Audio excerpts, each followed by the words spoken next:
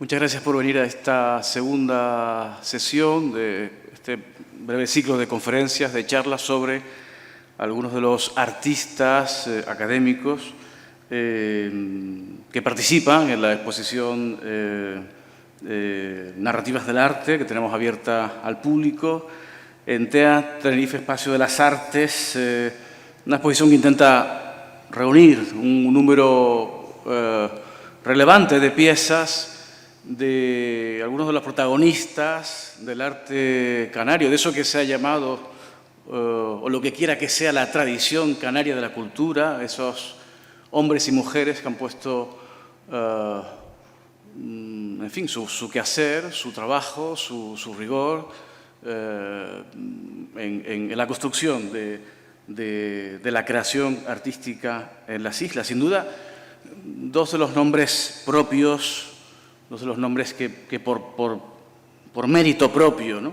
tienen cabida en esta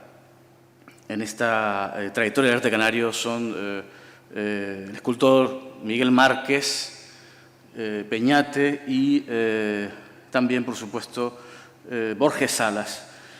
Es un artista, Borges Salas, que nos acompaña en algunas ocasiones en el paseo insular, digamos, ¿no?, casi sin saberlo, ¿no? Uno nombra el nombre de Borges Salas, es un nombre recurrente, sin embargo, diríamos que en cierto modo, y Jonás Armas, que hemos invitado para esta charla, podrá hablarnos ahora del escultor. Podríamos decir que es un personaje un tanto desconocido, ¿no?, en cierto modo. Un artista que gozó y padeció de su soledad extrema, ¿no?, y que fue una gran, digamos, promesa del arte en las islas en aquellos primeros años que alumbraba el siglo XX. Por supuesto, un artista con una gran destreza del dibujo y una trayectoria realmente prodigiosa. De Borges Salas decía Domingo Pérez Minic, dice: cualquier pintor de hoy, con sus formas inventadas, escandalosas o oníricas, es fácil de colocar en su sitio, en el tiempo y en el espacio, cerca de una escala de valores más o menos tópica, la inmediata presencia de un estado de cosas y sus adjetivos ya prefabricados. Pero el caso de Francisco Borges es piedra de otra montaña, árbol de distinto bosque, hombre de una comunidad estética. Su soledad de siempre ha sido una actitud ante la vida. Nadie es capaz de negarle su sabiduría plástica, la decisiva calidad, la ejecución de una obra asegurada por las más competentes virtudes. A primera vista es un artista intemporal, capaz de entrar en cualquier perspectiva. También el que nos servirá siempre de medio de referencia. En resumidas cuentas, el artista que exige respeto. Para hablarnos de Borges Salas tenemos a Jonás Armas Núñez, a quien le agradecemos la presencia de aquí, que es doctor en Historia del Arte, con mención internacional, además, por la Universidad de La Laguna. Es premio extraordinario de doctorado de la Universidad de La Laguna, experto en conservación, en restauración de patrimonio cultural y experto en tasación de bienes y obras de arte.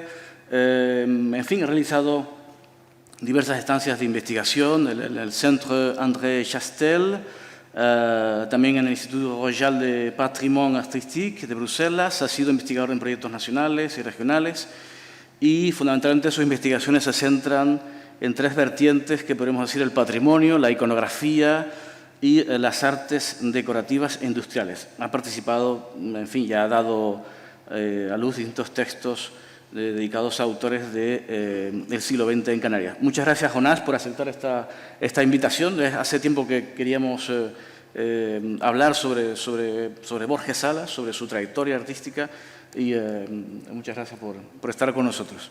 Para mí es un gran placer estar hoy aquí. No lo digo por mera burocracia, por ser correcto, sino todo lo contrario, es verdaderamente sincera. El retrato que ustedes ven aquí es el de una persona que fue un grandísimo artista. Es de esos artistas de la Edad de Plata que todavía necesita, por parte de los historiadores, rescatarlos. Un hombre que supo crear y mostrar sus capacidades artísticas tanto en nuestras islas como a nivel nacional e internacional. Como bien decía Isidro, Francisco Borges Salas es una persona a la que todo el mundo nos suena, pero yo creo que un gran desconocido. Es verdad que todos tenemos en mente el nombre, suena el nombre, o digamos que obras icónicas como la Fecundidad, la mal llamada Gorda de Santa Cruz, la del Parque García Sanabria, ese maravilloso homenaje a García Sanabria, obras icónicas que nos hacen tener una idea sobre, digamos que el personaje, pero que no conocemos realmente. Un hombre que se formó en la península, se formó por supuesto en Tenerife, se formó en la península, se formó en París. Podríamos decir que es un hombre interesado en la cultura, prácticamente eso que se llama un hombre del Renacimiento. Fue, o se consideraba especialmente escultor, pero fue pintor, fue dibujante, fue ilustrador, fue ebanista, fue prácticamente todos los palos del arte los tocó Francisco Borges Salas. Y el gran problema, que lo hablábamos antes José Miguel Márquez y yo, es que son artistas, tanto su padre como Francisco Borges Salas, artistas del siglo XX y además artistas de una gran modestia y por tanto artistas que los historiadores del arte nos da cierto apuro a veces acercarnos a ellos porque no hay suficiente documentación, en este caso porque pasaron 20 años en Venezuela, artistas que conocemos de oídas porque alguien una vez lo vio, creyó recordar que había dicho tal cosa y por tanto llenos de una cierta leyenda. Esa es una leyenda que además se ha ido manteniendo en la biografía insular y que mis últimas investigaciones lo que han pretendido es basarnos y contar la historia real de Francisco Borges Salas. Para eso yo me voy a basar en los últimos artículos y en esta presentación que les muestro aquí en la prensa insular, porque me parece la mejor forma de tomar el pulso de lo que realmente las personas que se dedicaban a la cultura de estas islas y lo plasmaron en esas hojas y también ver qué idea se tenía de Francisco Borges Salas, qué se pretendía de él, etcétera, mucho mejor que aquellos recuerdos que han llegado, aunque también hay que recordar que hay maravillosos investigadores que sí se dedicaron a él ya desde finales del siglo XX, como Eliseo Izquierda. Francisco Borges Salas es un hombre que nació aquí, en la capital de tinerfeña, en el barrio del Toscal, en una familia, bueno, su padre era tendero, ni siquiera era propietario de la tienda, pero sí un hombre con grandes inquietudes artísticas. Él desde muy pequeño, desde los 8 años, entra en la Escuela de Artes y Oficios de Santa Cruz de Tenerife. Y él incluso reconoce como profesores a Pedro Tarquis y a Teodomiro Robaina. Debió ser bastante bueno, es decir, debió ser desde muy joven un niño precoz, porque ya a los 11 años estaba haciendo exposiciones individuales. Sabemos de una exposición individual en el año, a los 11 años en la Plaza del Príncipe. Como les digo, todo esto se basa en lo que les estoy contando desde en prensa y también en una entrevista que le hizo Raúl Gorroño, el periodista, para la prensa, en 1992, antes por supuesto, de su fallecimiento. Bien, yo creo que, por lo que digamos que he ido conociendo a Francisco Borges Salas, que este joven que ustedes ven aquí tuvo 3 pilares fundamentales que auparon esa idea artística en él, desde muy joven. En primer lugar, su padre. Su padre es una persona que les digo que aunque pertenecía, digamos, a la pequeña burguesía, que era un empleado, es un hombre que, por lo que sabemos incluso por su hermano también, con unas grandes inquietudes artísticas, que llevaba a sus hijos a ver exposiciones, que solía llevarlos a ver museos, cualquier tipo de actividad cultural, llevaba a sus hijos a verla. En segundo lugar, su hermano Miguel. Miguel Borges Salas, que es otro hombre muy desconocido para la sociedad canaria, un hombre fundamental en el periodismo, también dibujante, tiene unas caricaturas maravillosas, también se formó en la Escuela de Artes y Oficios con su hermano, este era el hermano mayor, Miguel. Y, bueno, la vida de Miguel y de Francisco van paralelas, o sea, desde el momento desde su casa hasta su muerte, tanto en Tenerife como en Gracia, Santa Cruz de Tenerife como en Gracia, como en Venezuela, como en su vuelta aquí. Incluso vivían en la misma casa en muchos momentos. Su hermano, como les digo, fue un grandísimo periodista. Y ese periodismo le permitió en su hermano mayor que conectase Francisco Borges Salas con las grandes revistas del momento en las que trabajó como ilustrador. Y en tercer lugar, yo creo que hay un pilar también fundamental que es su familia política. Francisco Borges Salas es el personaje, perdónenla que lo trate así, pero bueno, que tenemos en el centro de pie de uniforme militar. Y a su lado, el otro varón que tenemos aquí es su hermano Miguel. Miguel y Francisco se casaron con dos hermanas, que son las que están a cada uno de sus lados, Cristina con Francisco y Nivaria con Miguel. Y bajo estos dos hombres tenemos sentado a don Patricio Estebanes Murphy, que creo que no necesita presentación, al menos eso espero, esa es la fe que nos queda en esta cultura de Tenerife, que también necesita el merecidísimo homenaje. Como ustedes saben, Patricio Estebanes es el padre del periodismo canario, pero también fue un gran defensor, un mecenas de las artes.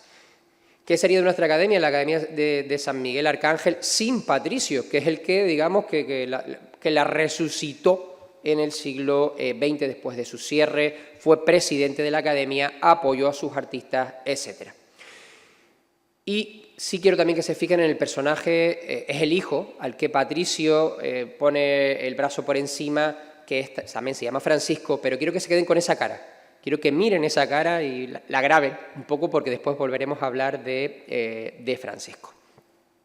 Bien, por tanto, esa familia política, es decir, ese círculo, aunque no le duró mucho, desgraciadamente, el suegro, sí que el círculo de estas mujeres, de esta familia, debió ser también muy importante. Y como les digo, yo me voy a basar en la prensa, ahora empezaremos a verla, porque en la prensa se ve el apoyo artístico, la intención que tenía la sociedad canaria con Francisco Borges Salas.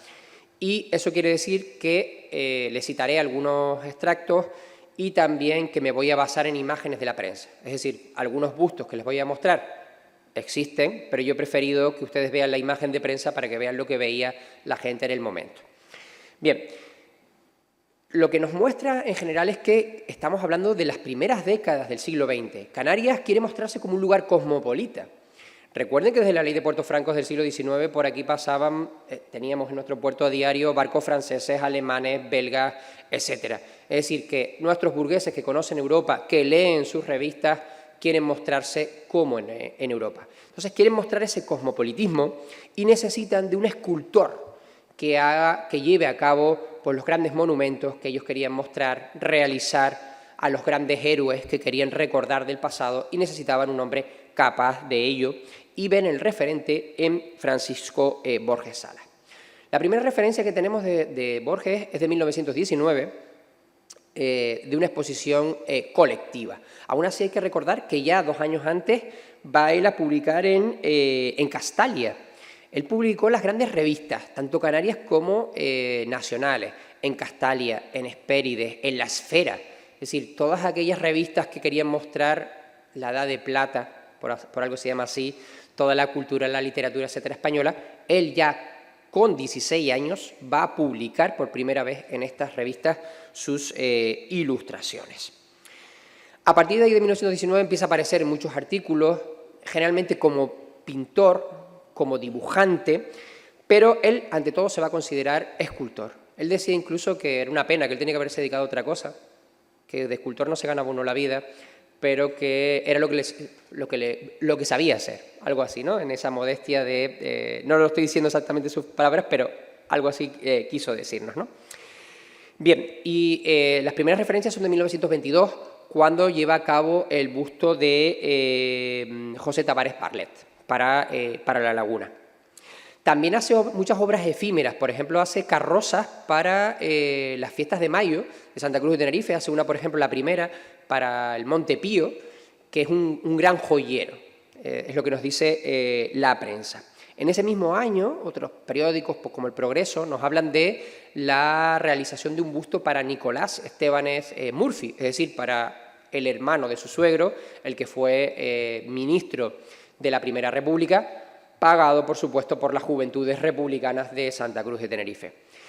Él lo hizo en yeso y luego se fundía en Barcelona. Lo que sí sabemos que es muy interesante lo de que digo de tomarles el pulso. El busto se expuso en una joyería de la calle Castillo y la gente iba allí y comentaba pues, lo maravilloso que era el busto, lo bonito que era, que sí, que estaban deseando que llegase, se enviase a Barcelona y regresase. Tanto es así que incluso en el año 22, recuerden que tiene 21 años, ya hay artículos directos sobre Francisco Borges Salas, incluso hay un texto autobiográfico, a pesar de que en la prensa, a pesar de que él dice que no es merecedor de ello. En 1923 él se va a la península. Él se da cuenta que para mejorar tiene que irse fuera y se va a ir a la península. Él entra en contacto con Victorio Macho. Perdón. Victorio Macho es el gran escultor español de esta década, de los años 20, que muchos de nosotros seguramente tenemos la imagen, por ejemplo, de la escultura en homenaje a Pérez Galdós del Retiro de Madrid, que es una de las más conocidas. Pues Francisco Borges Salas va directamente a intentar contactar con el mejor escultor español. Y Victorio Macho lo recibe, ve sus trabajos, sobre todo sus dibujos, y por supuesto que cree que es necesario que Francisco Borges Salas estudie con él, pero lo que pide es que se le pensione, que pueda tener una beca para ir a Madrid. Tanto es así que escribe, que se publicó en prensa: certifico que don Francisco Borges Salas visita frecuentemente mi estudio y que me ha mostrado trabajos de escultura y dibujos simbólicos que me han interesado sinceramente, porque son reveladores de un sensible temperamento artístico. Creo, por tanto, que este joven es merecedor de una eficaz protección para que pueda estudiar y llegar a dar honra a esa maravillosa isla bienaventurada que tanto supo emocionarme. Y para que conste, firmó en Madrid a 3 de enero de 1923, Victorio Macho. Y la beca va a llegar. La beca llega, todos los periódicos hacen eco de la beca en 1923, y es un año muy importante para él, es un año en el que la prensa también decide hacer un homenaje a Patricio Estébanes, que ya es un hombre mayor, y decide contratarle, por supuesto, al que después sería su yerno, todavía no lo es, en 1923, los dibujos. Él tiene retratos tanto a Patricio como a Nicolás, y se hacen eco de él y hacen de nuevo también artículos relacionados con Borges Salas. Paco Borges, como empieza a llamarlo ya la prensa, y se quedará así en adelante. Sí es interesante que incluso él vuelve a pedir una beca y ven los trabajos que está haciendo y se le da una nueva beca de 1.500 euros, se le amplía la beca. En 1924 sí que es un año bastante malo, digamos, para Borges, porque es el año en que, por edad, tiene que entrar en el cuartel y es enviado a Marruecos. Recuerden que en estos años estamos con la llamada Guerra de Marruecos. Él llega a pasar muchas penurias que cuenta a la familia y vuelve en 1925. Desde que llega empieza a hacer obras, como por ejemplo el busto de Antonio Serolo, que le hace la asociación de sus estudiantes, o por ejemplo una placa para el doctor Guigou en su hospital, en el Hospitalito, que por suscripción popular de todos sus pacientes, todos los niños a los que trata, se le hace esta placa. El año más importante, digamos, va a ser 1926. Esta es la escultura que les citaba de Antonio Serolo. Por supuesto, como les digo, esto está en la plaza cerca de la Concepción de la Laguna. Y en 1926 él llega incluso a hacer sus propios anuncios en el periódico. Fíjense que él ya habla de sí mismo como escultor. Dice que es discípulo del laureado escultor Victorio Macho, exalumno de la Real Academia de San Fernando. Cuando estuvo en Madrid no solo se formó con Victorio Macho, sino que se inscribió en algunas asignaturas de la Academia de Madrid y también, como ven ahí, en la Facultad de Medicina. Recibió clases de disección y anatomía. Y también, por supuesto, en la Escuela de Artes y Oficios de esta capital. Es muy interesante también que él dice que hace de todo: columnas conmemorativas, fuentes, monumentos, mausoleos, capillas, sarcófagos, monumentos públicos, que es lo que más le interesaba, imágenes religiosas, retratos. Interesante, no sé si lo ven, debajo de esa frase central muy grande dice: trabajos en granito natural pulimentado de intenso brillo y sorprendente belleza, desconocido en Canarias. También habla de trabajos en yeso, en piedra volcánica de Canarias, trabajos en piedra sienita, que es una piedra que tiene distintos colores. O sea, él ya se está dando a conocer como un escultor totalmente formado. Este año, en el año 26, él entra en el Círculo de Bellas Artes. Y el Círculo de Bellas Artes va a ser su gran adalid, es decir, su gran apoyo durante los años que pasa en Canarias. Y también incluso va a llegar a ser presidente de la sección de escultura. Y también aparece un personaje interesantísimo en el año 26 en apoyo de Francisco Borges Salas, que es Eduardo Westerdal. Y él se fija en Francisco Borges Salas y empieza a hacer una campaña periodística muy, muy fuerte en contra de las autoridades, pidiendo la beca para Francisco Borges Salas. En este año, en el 26, en el que muere uno de sus valedores, que es Patricio Estebanes Murphy. Incluso él llega a decir, Eduardo Westerdal, en un artículo, alaba a Gran Canaria y dice que Las Palmas lo está haciendo bien porque ha concedido una beca a Márquez Peñate, a Juan Márquez Peñate. Aún así, él dice que muy interesante ese apoyo a la cultura, pero que dónde va Juan Márquez Peñate comparado con Borges Salas, ¿vale? Y que Santa Cruz de Tenerife sí que no apoya a los artistas que tiene. Habla de los elogios de Victorio Macho al artista y dice frases como actitudes siempre ante el arte, considerado como siempre motivo ornamental o como regocijo de feria. Esta campaña sigue en el año 27.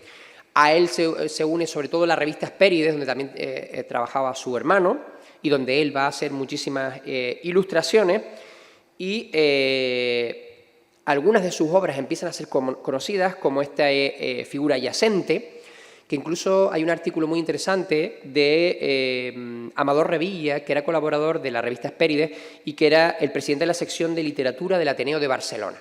Entonces empiezan como a intentar buscar el apoyo para esa nueva pensión. También empieza a aparecer la idea de crear un monumento a los héroes de la gesta del 25 de julio en Santa Cruz de Tenerife desde el año 27 y empieza de nuevo a sonar el nombre de Francisco Borges Salas. Distintas revistas, distintos periódicos dicen que la persona que puede llevarlo a cabo es, por supuesto, Francisco Borges. Sigue ahí metiendo el dedo en la llaga Eduardo Westerdal e incluso la prensa se hace eco de los encontronazos periodísticos entre artículos entre el presidente del Cabildo de Tenerife y el crítico de arte. En el año 28 él hace incluso una exposición individual en el Círculo de Bellas Artes. El Círculo de Bellas Artes dice que la exposición la hace buscando el apoyo y la pensión que necesita Francisco Borges Salas y hace una exposición con 40 obras, 7 esculturas, 9 óleos, 24 dibujos. Las críticas son muy buenas, tenemos críticas de personajes muy conocidos como Pérez Minic, como Ismael Domínguez. Incluso esta obra que se expone allí, él decide donarla al Museo de Bellas Artes de Santa Cruz de Tenerife. Eso sí, le cambia el nombre, ya no figura yacente, sino La Serenidad, y ahí se conserva actualmente.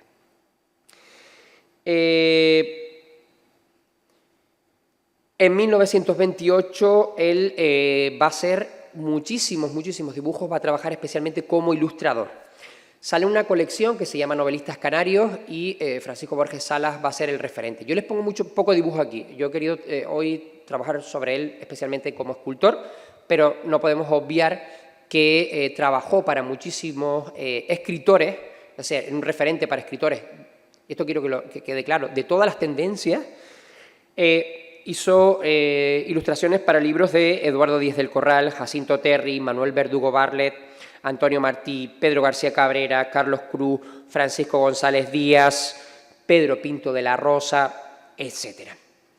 Y por fin, en ese año 28, sale en prensa que se vuelve a ir Francisco Borges Salas, que el Cabildo le va a dar la pensión deseada. Desde que él sabe que le van a dar la pensión, coge las maletas y se va a París. Antes de tiempo. Es decir, él llega a París el 8 de octubre. Él escribe, hoy París, mañana no sé. Como tampoco sé lo que haré en París. Llevo escudado el corazón en la sabia elección de lo que no pude hacer, porque no me lo dejaron hacer. Acaso por suerte y acaso por desgracia. Mi espíritu se ha hecho más joven y más niño, mientras mi pensamiento ha ido dejando un pozo de amarguras en uno. 20 y 100 días que he ido prestando sin garantía de devolución a la vida. Mira y oye mis palabras, un tesoro de ilusiones sin tener ilusiones. Este es, Confianza en mí, absoluta y ciega, y saber que voy a luchar, nada más. Por tanto, desde finales de octubre del 28, él está en París y allí entra en contacto con Émile Antoine Bourdelle. Bourdelle era un artista formado de forma clásica, pero que luego es contratado y entra a trabajar en el taller de Rodin, y digamos que incluso es un colaborador estrecho. Así que cuando ya Rodin está muerto, la gran referencia va a ser esta. Él se presenta allí, se cree o se deja intuir que ya hay canarios en París que lo apoyan y lo acogen y que digamos que le dan entrada, le tocan a la puerta al escultor y le presenta dibujo. Él va, digamos que una mano delante y otra detrás. Bourdelle era un tío con pocos discípulos y que no admitía a cualquiera, pero dicen que queda muy impresionado con lo que le presenta Borges Salas y lo admite. Así que empieza a formarse con Bourdelle, pero la beca no llega. Estamos ya a finales del 28, principios del 29 y la beca no llega. Llega un momento en que ya Francisco Borges Salas empieza a decir que no puede aguantar más, está casado, tiene hijos, no tiene pensión. Su padre vuelve a pedirle la beca, hay artistas que apoyan, que van al Cabildo y firman todo eso, como Francisco Bonin, recuerden la relación con el Círculo de Bellas Artes, y incluso se vuelve en octubre porque ya no tiene con qué vivir, pero la beca al final se le acepta en diciembre del 29 y vuelve a irse otra vez a París. Desgraciadamente en octubre, cuando él viene para acá, muere su maestro Bourdelle. Aún así, él va a París, no sabemos qué hace en París, es decir, no sabemos que tiene relación con artistas, pero no sabemos si trabajó en algún taller, no sabemos con quién. Aún así sí sabemos que se tuvo que mover en el mundillo artístico porque llegó a exponer de forma individual en uno de los mejores salones o más reconocidos del París de la época, que es el del Salón Petit. O sea que era conocido en el mundillo parisino. Hay mucha obra que se vende, que se mueve por París de dibujos de él. A su regreso, él vuelve a las islas en 1930. Su intención no era quedarse, pero bueno, ahora veremos qué pasa. Se le encarga o se le propone hacer el busto de Teobaldo Power y también el monumento a los héroes del 25 de julio, como les digo, de 1797. Este es el proyecto que él plantea. Un gran faro pétreo. Él habla de un elogio a los caídos, un elogio a aquellos que sufrieron y que murieron durante el ataque de Nelson, más que un monumento belicista de las glorias y las victorias sobre el inglés. El problema es que él plantea una obra muy grande que parece que tenía que llevar una década de trabajo y que el costo eran 4 millones de francos. Él escribe, bueno, porque viene a Tenerife y empieza a dar charlas sobre este monumento. Escribe en prensa, en las conferencias, yo me entregaría la obra como un simple obrero y con la asignación decorosa que se me asignase por quienes patrocinasen este patriótico empeño. Ha de pensarse que este monumento representa la mayor ilusión de mi vida, con lo que queda dicho que será una obra verdaderamente honrada y sincera. Creo que tardaría en su realización unos 10 años. Y ello es bastante para creer que tendré que dar en ella, acaso, lo mejor de mi vida y todo aquello de lo que pueda ser capaz. La idea, como ven, porque él dice que todo lo va a hacer en París, por eso también va a ser tan caro, la idea era quedarse, pero al final se acaba la beca, está casado, como les digo, tiene hijos y se le ofrece un puesto de docente en la Escuela de Artes y Oficios de Santa Cruz, así que al final no le queda otro remedio que volver a Tenerife. De esta época son varias obras, yo he traído algunas simplemente para que lo vean y para compararlas con las que tenemos en esta exposición. Esta es una pequeñita obra, para que vean en la escala, ven que está sobre una revista, una obra pequeña que pertenece a la familia, pero que a mí me parece una obra apasionante. Él es un poco berninesco, si me permiten. Él le gusta jugar mucho con las texturas lisas y otras rugosas, con partes inacabadas y otras muy pulidas, como esto que ven aquí. Ven que desde la cadera hacia abajo parece que está inacabado, le gusta de lo rugoso. frente a todo ese busto de la mujer, el cuello y la cara, que es de un pulido maravilloso. Es solo para que tengan algunas imágenes en mente. Este es Francisco Estébanez, aquel niño que le dije quédense con la cara, porque se va a convertir en un referente en su obra. Este es su cuñado. Este es su cuñado, bueno, en casa, en una mesa. Esta es una obra también familiar, pero se lo traigo también para que la comparemos con esta, que es la que tienen ustedes expuesta aquí en el TEA actualmente, que a mí me parece una obra, a mí es una obra que me pone los pelos de punta. Fíjense en el colorido, no sé si ustedes lo ven bien, el colorido del pelo, el movimiento, las ondulaciones del pelo. Fíjense que es una obra que parece que está inacabada, el azulado del rostro, la mirada penetrante, es decir, no tiene desperdicio, es una obra. Y este hombre, Francisco Estébanez, es también el que tienen ustedes expuesto aquí, esta cabeza pétrea que se las voy a comparar ahora con su gemela de otro color, que es la que tienen, la que estaba en la casa familiar, que es la misma, si se dan cuenta. Siempre es Francisco Estébanez, es un modelo para Francisco Borges Salas, y aquí también es muy parecido lo que decíamos de esas partes más rugosas abajo, por supuesto, para realzar la parte hiperpulida, brillante, donde se notan todos los detalles de ese rostro. Fíjense la comisura de los labios que tenemos, los pómulos marcados, esas orejas. Fíjense qué bonito los cambios de color, cómo elegía también la madera, que a mí me parece una obra apabullante, por no decir otra cosa. O esta que también está aquí, que juega mucho con esos colores, esas vetas, que es la de Clemencia, nunca sé muy bien cómo pronunciar el apellido, Ardisson, una mujer que también hay que sacarla un poco de ese ostracismo, de ese ocultamiento, una mujer republicana que peleó por su pueblo, feminista, ¿vale? Y que es muy curioso porque aquí sí que hay mucho contraste entre el pulido de lo que es la nariz, la parte baja de la cabeza, los labios, etcétera, frente a la parte de los ojos, que es simplemente un rayado, o el cuello, y que contrasta mucho. Fíjense qué hermoso ese peinado, ese trépano en el peinado, que es lo que más destaca, mucho más que el rostro, en esta obra. O este busto de mujer, que a mí me parece precioso, o sea, la delicadeza con la que ha creado este rostro, de nuevo intentando resaltar la cabeza frente a la base, digamos. Y llegamos a los años de la República.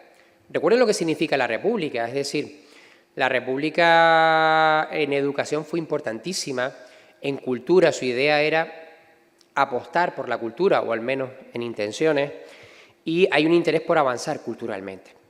Esto va a hacer que sea una época ilusionante, una época como la de los años 20, que les acabo de mostrar, con una gran obra, es decir, muy voluminosa, muy numerosa, mejor dicho, y los años de la República son años ilusionantes y prometedores para Francisco Borges Salas. Entre otras cosas, el Círculo de Bellas Artes al que él pertenecía decidió crear en el curso 32-33 una escuela gratuita que abarcase todas las escuelas municipales y donde se apostase por el arte. De tal forma que esta escuela va a quedar bajo la dirección de Bonín, de Guesala y de Borges Salas. Además, Borges Salas se va a encargar de las clases de anatomía pictórica. Es ya un artista muy conocido en las islas, incluso se le selecciona directamente, como por ejemplo la Asociación de Canarios de La Habana encarga una Virgen de Candelaria y directamente se dice tiene que ser Francisco Borges Salas el que la hace. No tenemos imágenes de esto, no he tenido la suerte de viajar a La Habana ni encontrar la Virgen, pero queda aquí. También sigue con su idea de su trabajo de ilustración, en este caso La fragancia cautiva de José Pérez Andreu, y siguen cada vez más las anécdotas, los artículos de periódico que avalan, que dicen que es todavía un desconocido, pero que sí en los círculos artísticos se mueve mucho. Por ejemplo, se le vuelve a hacer en este año 1933 un homenaje a los hermanos especialmente a los hermanos Esteban Murphy, perdón, y de nuevo se encarga obra para ilustrarla a Francisco Borges Salas, y hay artículos relacionados directamente con Francisco Borges Salas, como por ejemplo el periodista Elfidio Alonso, que dice de él que es un escultor desconocido para el gran público que debió abandonar París por falta de recursos. Empieza a ser el escultor de referencia para las administraciones públicas. Por ejemplo, el Palacio de Justicia necesita mobiliario y se decide que se hace Francisco Borges Salas. Incluso el contratista presenta un presupuesto que es rechazado, no por cuestiones técnicas, no por dinero, sino rechazado porque se dice que no ha presentado documentación que diga que el mobiliario lo va a hacer Francisco Borges Salas. Y hasta que Francisco Borges Salas no entra, no se aprueba el contratista el proyecto.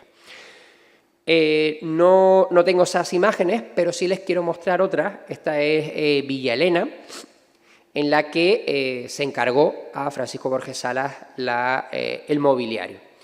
Sí, es verdad que es un mobiliario un poco barroco, ¿vale? Yo creo que aquí tuvo que ver mucho el comitente, el que pagaba en la decoración. Fíjense en ese mueble que es maravilloso, pero es verdad que es muy recargado, muy... Sí, en esas figuras, en esos relieves de esos hombres, por ejemplo, que tienen aquí, que se apoya o abraza en parte una columna, que esa grandiosidad de esa escultura sí que recuerda mucho a Francisco Borges Salas, o los mascarones que tenemos arriba. Otra de las obras municipales es esta, por ejemplo, de la avenida Blasco Ibáñez, nombre momentáneo que tuvo la avenida de los Asuncionistas, y que en lo que hoy es el Cine Víctor se colocó esta placa que homenajeaba a Blasco Ibáñez, y en la que tenemos un naranjo por un lado, un drago por otro y un busto femenino. Incluso en esta época de la República hay un artículo muy interesante de la Escuela Luján Pérez que habla de Luján Pérez y que dice que los periodistas comparan a Luján Pérez con Francisco Borges Salas y dicen que Francisco Borges Salas puede llegar a ser el Luján Pérez de su época. Le encargan, la fama va creciendo, se le encarga, por ejemplo, el busto de Ramón y Cajal para la avenida Ramón y Cajal de La Laguna en ese momento, o una obra fundamental de esta época es la decoración del Real Casino de Santa Cruz de Tenerife, en la que el maravilloso arquitecto Miguel Martín Fernández de la Torre es encargado de hacer ese edificio, y en esa idea muy del presidente también del casino, Faustino Martín Albertos, de mostrar la insularidad y contratar a los mejores artistas canarios.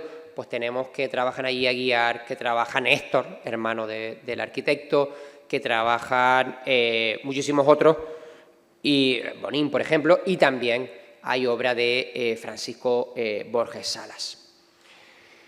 Y también en esta época no solo decora eso, sino que hay una nueva decoración de las salas del Círculo de Bellas Artes que se encarga directamente a Pedro de Guesala y a Paco Borges. Acabamos con los años republicanos en los que él reconoce, aunque no tenemos constancia, es una cosa que queda todavía, él reconoce haber enviado una obra a la Bienal de Venecia. Lo que pasa es que la Bienal de Venecia no se llevó a cabo en el 35, se llevó a cabo en el 36. Sabemos que Victorio Macho apoyó, o sea que Francisco Borges Salas envió a la Bienal de Venecia por iniciativa de Victorio Macho, pero no sabemos qué pasó con la obra, entre otras cosas porque en el 36, con la Guerra Civil, no hubo representación española. O sea que no sabemos qué pasó con eso, pero la intención, digamos, que sí que estuvo allí. Y llegamos al año 36. Esta es una obra de esa época que me encanta. Desgraciadamente es un papel muy fino que no sé qué va a pasar con él, pero que muestra una especie, para mí, de Dios creador que es escultor, que tiene las herramientas del escultor. El año 36, como saben, es el año de la guerra. Su familia, y aquí tenemos algunas representantes, dice de él que él era republicano y ateo. Pero por su forma de ser, por su carácter, él era un hombre que evitaba la política, que no tenía, no sé si es una falta de interés, podría ser, pero sí que evitaba la política. Eso también recuerda, o sea, si nos damos cuenta, es muy inteligente, él trabaja para las administraciones públicas, no interesa meterse en política. Y esto hace que sus excelencias como dibujante, como escultor, los trabajos que ya había hecho en el ámbito público, pues bueno, pues sean aprovechados también por el nuevo gobierno que surge tras la sublevación del 36. Incluso se habla de él en un monumento que se le quiso hacer a Franco en las Cañadas del Teide, o sea, una cosa espectacular como proyecto. Uno de los proyectos que se le encargan, entre comillas, y ahora les explico por qué lo entre comillas, tiene que ver con la creación de la nueva iglesia del Chorrillo, la iglesia de San Isidro, la única iglesia incendiada en Canarias durante la Guerra Civil.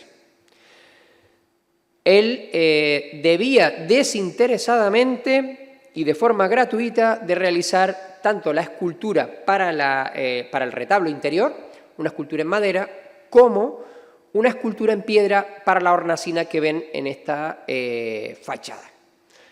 Actualmente la iglesia del Chorrillo no tiene esa hornacina en la fachada, sino que tenemos un ventanal, no se llegó a realizar la escultura en piedra, sí se llegó a hacer la escultura en madera, pero digamos que Francisco Borges Salas y Fray Albino, el obispo, no casaban, no tenían las mismas ideas estéticas, digamos. Así que Fray Albino rechaza la imagen que crea Francisco Borges Salas y a cambio compra una seriada en Barcelona. Aún así, Francisco Borges Salas estaba muy orgulloso, creo yo, de esta obra, por lo que cuenta la familia y por lo que hemos podido ver. Esta obra, además, a ver, antes de explicarles esto, esta obra está mutilada, por supuesto. Esta era una obra de cuerpo completo. Pero cuando él decide irse a salir de las islas, no quiere dejarla y entonces la corta y se la lleva. Y esta obra ornó, digamos, su salón en las distintas casas de Venezuela hasta que volvió. Y aparecen muchos dibujos y en muchas obras pictóricas que él hizo de sus casas siempre está presente el San Isidro del Chorrillo que no quiso Fray Albino. Como les digo, él va a participar en algunas publicaciones de esta época, aunque, como les digo, algunos proyectos directamente, por cuestiones yo creo más bien políticas y de pensamiento, se le van a rechazar. Aún así son años muy fecundos. Él sigue trabajando mucho, sobre todo en el Círculo de Bellas Artes, y en el año 38, él junto con Bonín, con Guesala, con Martín González, va a presentar una exposición con dibujos, yesos, retratos, motivos religiosos. Todo el mundo se deshace en elogios con el artista. Incluso se habla de una vena mística y religiosa de Francisco Borges Salas. Él siempre utilizó la obra religiosa con una idea metafórica, más que nada. Y estas son obras que tuvieron un grandísimo éxito en prensa en estas exposiciones, que son el San Pablo, fíjense en esas manos, en cómo se mueve la capa, el rostro, los músculos marcados, las venas. Es una obra muy expresionista. Es una obra firmada en 1937, en plena guerra civil, o sea, es una obra que está hablando de lo que está hablando y está mostrando sentimientos que todos yo creo que entendemos, pero que en aquel momento, no sé si por una cuestión de lo que se estaba viviendo, se explicaba como que era mística y religiosa.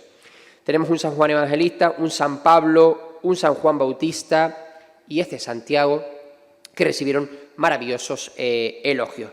Tantos así que, basado en esta vena mística y religiosa, empiezan a demandarle otras obras de forma oficial, como es este dibujo espléndido. La plumilla es un verdadero maestro. Y esto aparece en la revista Amanecer, en la revista de Falange, en la Semana Santa del año 38, donde también publican otros como Bonín, como Alfredo Torres, etc. Desgraciadamente, en el año 37 también es el año de su denuncia. Por cuestiones de envidia, él va a ser denunciado por masón. Los especialistas que los tenemos en masonería dicen que para nada Francisco Borges Salas no era masón. Es verdad que no hay ninguna prueba, pero lo de la masonería es muy complicado muchas veces demostrarlo en esta época.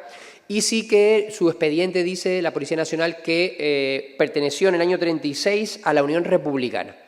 Su familia aquí presente dice que nunca tuvieron constancia de que pertenecieran a ningún partido. Él evitaba, digamos, la política.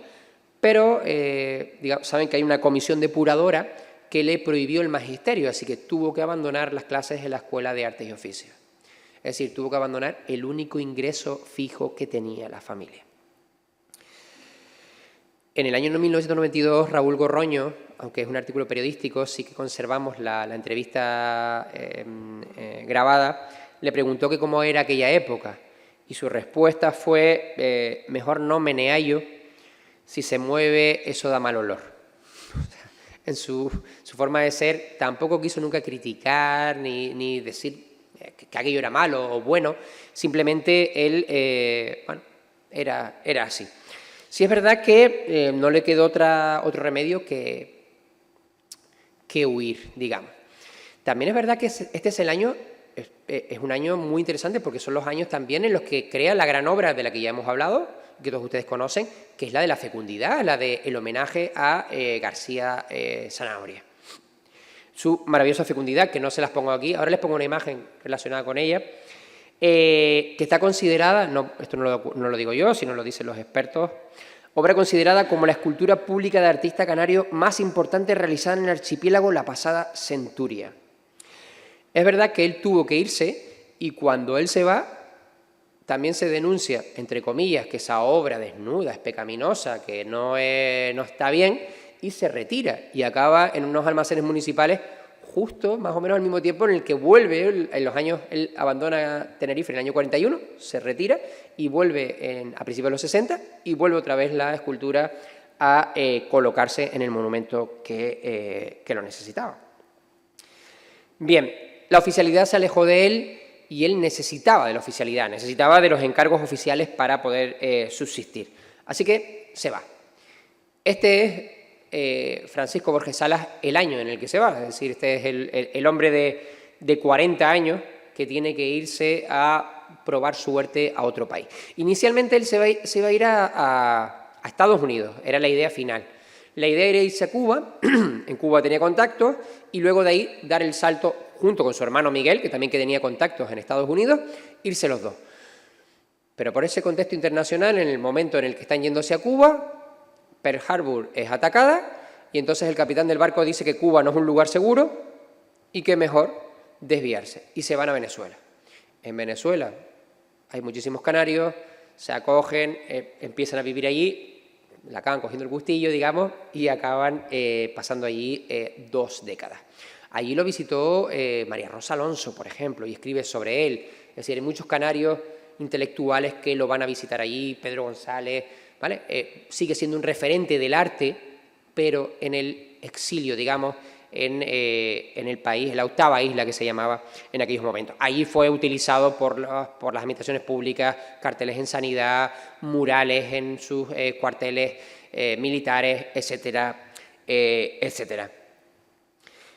Pero nos privaron de 20 años de obra de un grandísimo escultor que no sabemos qué hubiera pasado. Cuando él vuelve, por su carácter, él no se mueve en los círculos artísticos canarios y hace una obra muy individual y muy cercana y muy privada. Este es Francisco Borges Salas a su vuelta, junto con su obra icónica, me parece una bellísima fotografía. Y no les quito más tiempo porque yo creo que llevamos muy pasados, ¿no?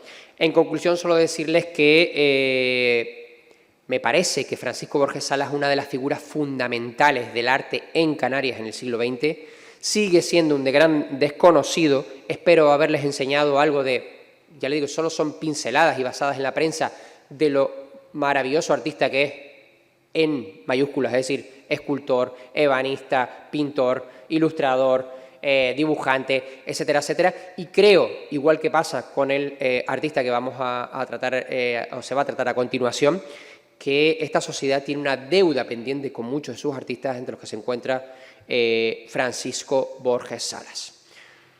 Y con eso me despido. Si tienen cualquier duda, pues por supuesto que estaré encantado de responderles. Les dejo con una obra que hizo en el año, el primer año que fue a París, en 1929, si no recuerdo mal, está ahí la fecha, simplemente para que vean el maravilloso dibujante que es esa plumilla, una obra muy pequeñita que conserva la familia. Muchísimas gracias por su atención.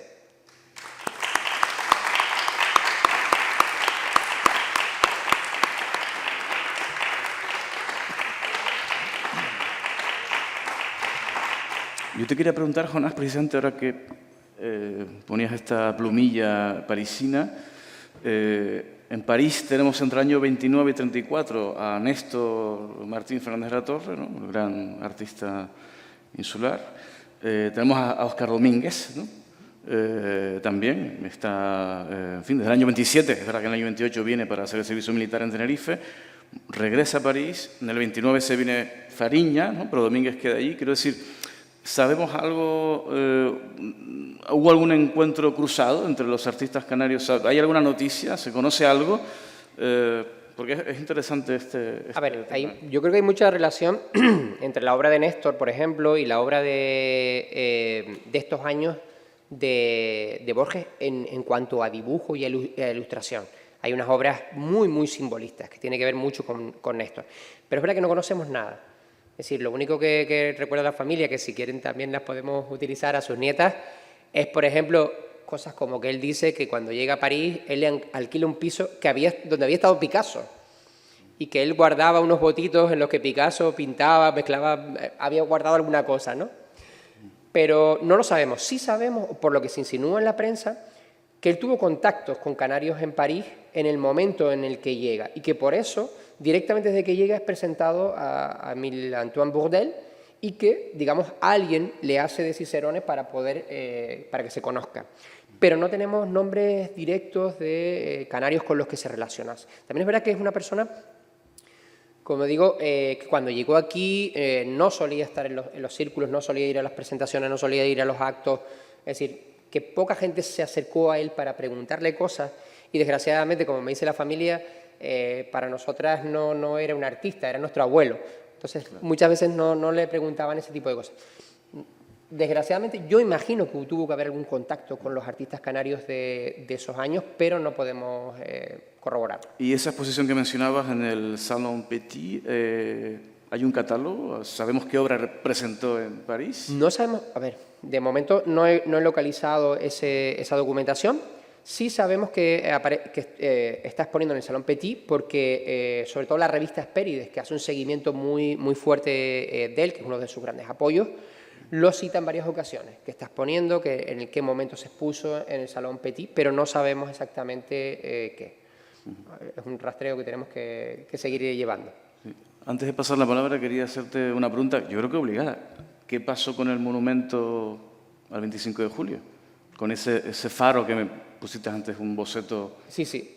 A ver, yo me imagino, esto son elucubraciones mías, 4 millones de francos debió ser una cuestión económica, porque igual que desde años anteriores empieza a decirse que tiene que hacerse un monumento a los héroes del 25 de julio, que tiene que haber un monumento a los héroes del 25 de julio, y que tiene que ser Borges, cuando lo presenta, sí es verdad que se le hizo mucha publicidad y él llegó a dar varias conferencias explicando el monumento, que es lo interesante, es el extracto que les he leído. Pero después desaparece. Es verdad que no sé si, no lo sé, si se empezó a recaudar dinero, pero también nos pilló los años de la guerra, con lo cual ese tipo de proyectos tan caros tuvo que haber desaparecido de la mente, al menos de las administraciones públicas. Hay una pregunta por ahí, Hola. Tomás Oropesa. Vale, hola. Mira, una pregunta que tiene que ver con Borges, ¿no? Yo hice la tesis en el año 90 sobre la escultura pública en Canarias y para hacer este trabajo tuve que, lo hice, en determinadas entrevistas a un grupo de escultores en el que se encontraba Borges, ¿no? Y recuerdo estar en la calle donde él vivía, en Ramón y Cajal, creo recordar, ¿no? Y yo le hice una serie de preguntas y entre las preguntas que le hacía era cómo le fue en Venezuela.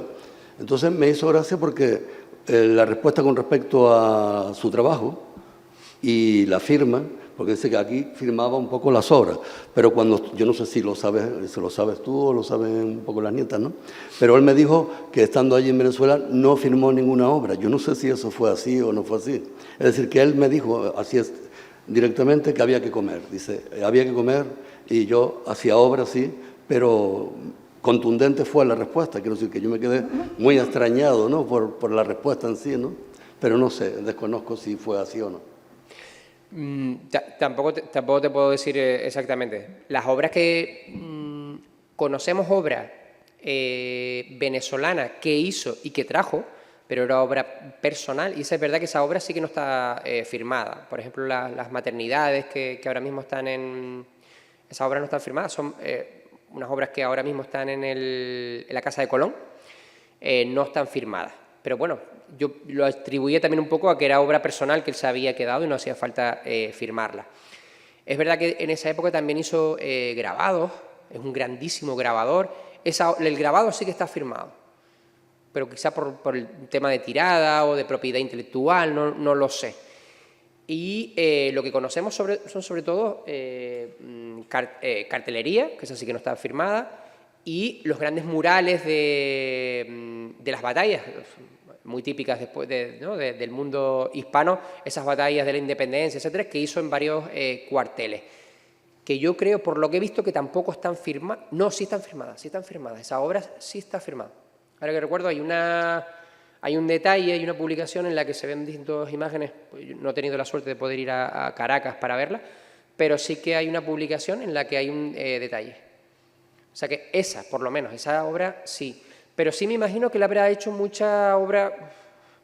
Sabemos que tampoco hemos podido verla, pero que hay varias publicaciones de varias exposiciones que hizo, hay varios catálogos, entonces pero no sé. O sea, desgraciadamente Venezuela está como está, y por mucho que he contactado con gente allá, es imposible que me envíen cosas, los archivos no funcionan, porque tengo esta familia que he intentado que se acerquen, y está muy mal para la investigación. Por eso, yo creo que eso es una de las cosas también que en Borges hace que hay una laguna de 20 años y que a veces dé cierto vértigo investigarlo. Y sí te pido que algún día nos veamos y que me expliques porque me imagino que no será todo lo que tienes publicado, sino que habría más o... Por eso, nada, pues me interesaría mucho verla y hablar contigo. Muchísimas gracias. Bueno, muchas gracias, Jonás Armas, por esta contribución, por este trabajo, y te animamos, desde luego, a seguir profundizando en la obra de este artista, a ver si un día tenemos la suerte de contar con una publicación monográfica como la que tienen otros artistas nuestros en la colección del Gobierno de Canarias. Creo que es necesario, sería uno de los artistas. Son de esas cosas que, como decimos de forma habitual, está cantada, ¿no? Necesitaríamos un trabajo monográfico sobre la obra de Borges Salas, y yo creo que, creo que sería interesante que pudieses alumbrar un poco más esas lagunas, ¿no? Yo tengo muchas preguntas, pero es verdad que como nos hemos citado hoy para hablar de dos escultores, no para confrontarlos, sino para abrir dos ríos, ¿no? Hacia el conocimiento de la obra de Borges Salas y también de Miguel Márquez Peñate. Así que, agradeciéndote tu participación, vamos a pasar a la segunda ponencia. Gracias.